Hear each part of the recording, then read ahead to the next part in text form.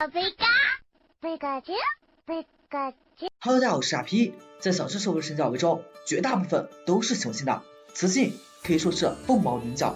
今天我就重点介绍一下使用皮卡丘的情敌月桂叶吧。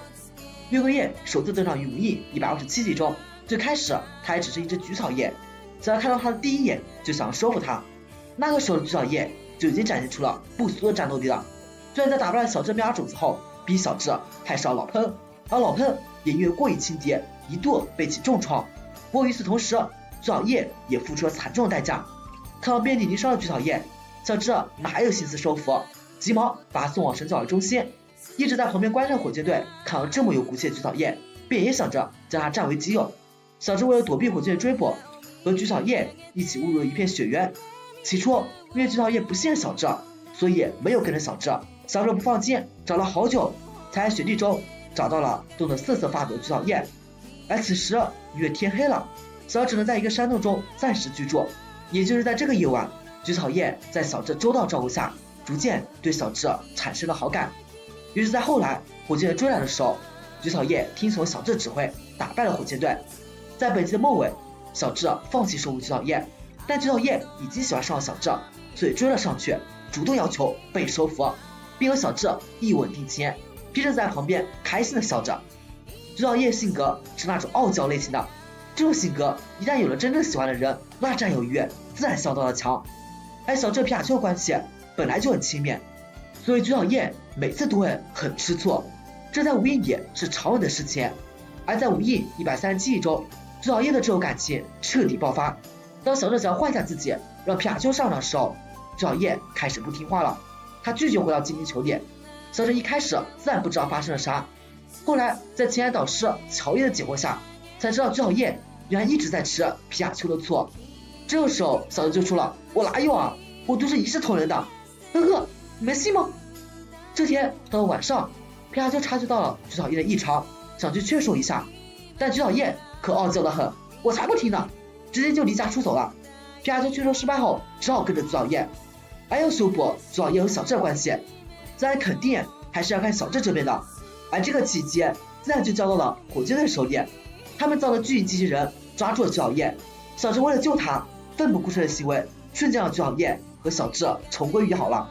这集的最后，小智让菊草叶和皮卡丘一起坐在自己的肩膀上，看似完美啊。等到下一集又跟原来一样了。在 OVA 动画里，菊草叶有一次因为吃醋而闹出来的名场面。当时是圣诞节，皮神跟往常一样和小智挤在一个被窝里睡觉，而这天菊草叶突然从精灵球里跑了出来，见此情况立马催促的将皮卡丘扔了出去，自己则钻进了小智的被窝里，活生生的女朋友宣誓主权啊。菊草叶进化成月桂叶则发生在无印第200集中。当时菊草叶和小智一起误入了一所发电厂，而门又不知道为何被反锁了，想要等人去寻找钥匙，小智只好另行出口，某种意义上达到了孤男寡女共处一室的状态。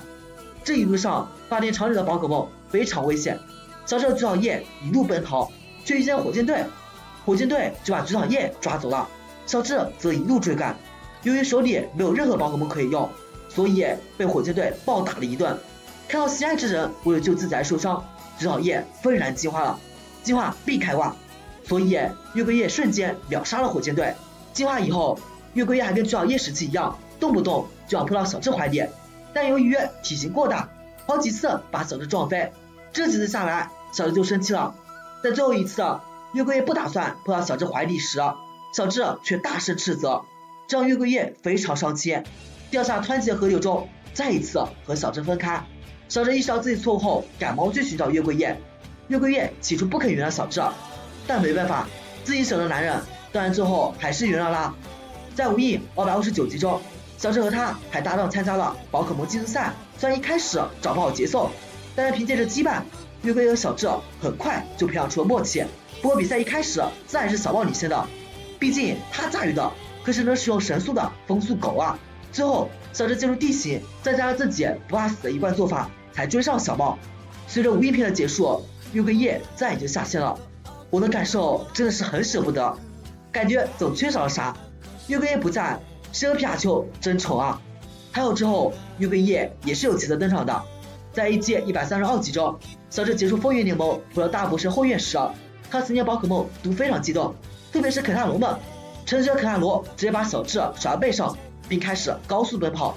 月桂叶紧紧追到身后，最后用藤鞭把小智救了下来。让人可惜的是，小智去对待开路器的时候，小象主动提出要跟小智一起走。当时我就在想，为啥编剧不让月桂叶重新上线啊？那样就好玩了啊！在 DP 180集，12联盟举办前夕，想让大博士将自己的神小贝全都传送过来，一个一个筛选。月桂叶由于思念小智，擅自取代了赫拉克罗斯，从其他4只神小贝率先被传送到小智身边。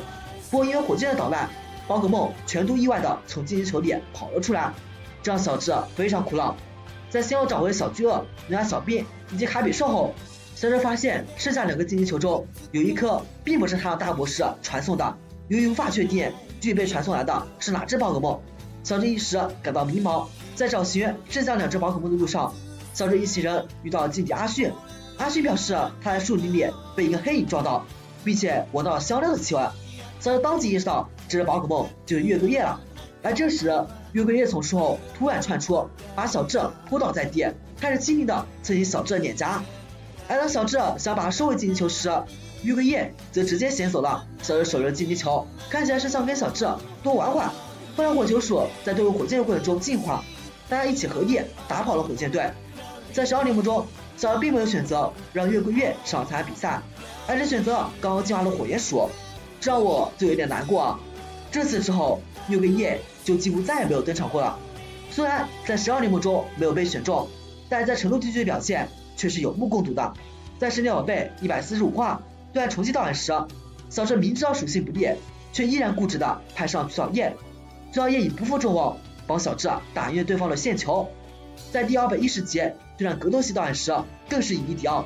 因为皮卡丘落败，月桂叶顶住了巨大的压力，用星球类的绝招泰山压顶击败破眼蛙，紧接着和豪利对战。据说豪利利用战斗技巧一度压制月桂叶。在小智指挥下，月桂叶利用藤鞭拉开距离，最后用飞叶快刀成功反杀。成龙联盟对战小豹水晶龟，虽然属性上占优势，但是大家也都知道了，水晶龟可是小豹的王牌，月桂叶的飞叶快刀完全被防住，最后输的可以说有点惨了。还好在对付夜夜的黑鲁加时又挽回了颜面。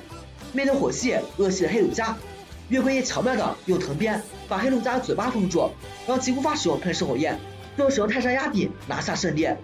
总的来说，月桂叶的性格刻画的非常鲜明，个性好胜、傲娇，尤其是傲娇这点，在动画中表现出好多次了。好了，以上就是小智月桂叶的故事了。我是阿 P，咱们下期见。